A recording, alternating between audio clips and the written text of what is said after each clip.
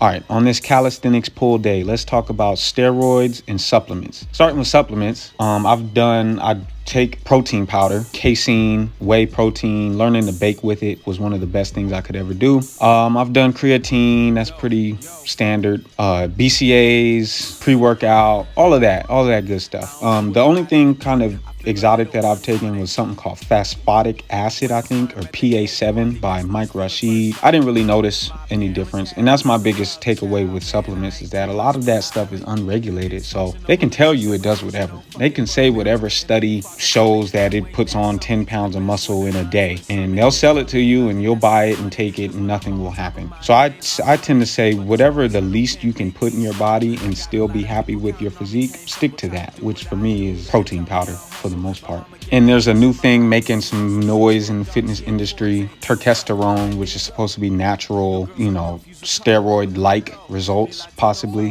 Who knows? Maybe in the future. All right, moving on to steroids. I'm completely natural, never took anything, never considered taking anything, mostly because of I don't want all those chemicals in my system just to build muscle. I'm not that desperate for more muscle. But I do believe that you should inform and educate yourself on the topic, especially if you're going to try to be in fitness. You should know something about it. I like to watch Plates for Dates. Derek and Ryan Ankrum, they both give good analysis on compounds and all of those substances and dosages and physiological whatnots, and it's really fascinating. I'll be honest.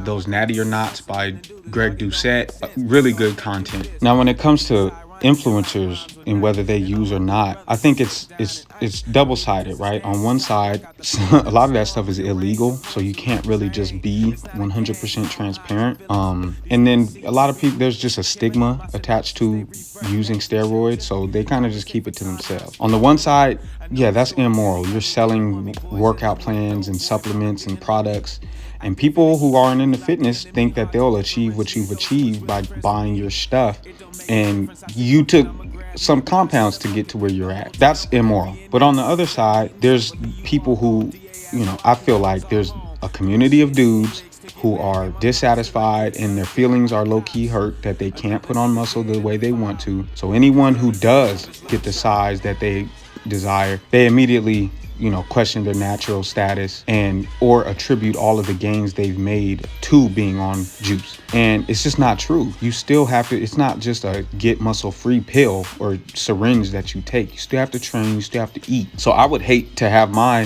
hard work undermined by my natty status or not. Most people don't know how that stuff works anyway.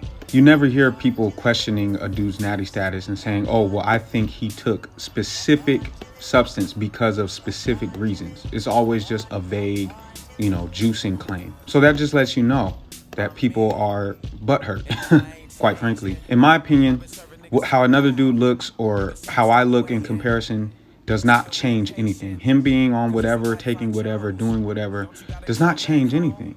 It's not going to make you any bigger, any better. It's not going to make him any smaller or any worse. So you might as well just put your work in, be grateful for what you can get, try to optimize your nutrition, your training as much as you can, and be grateful.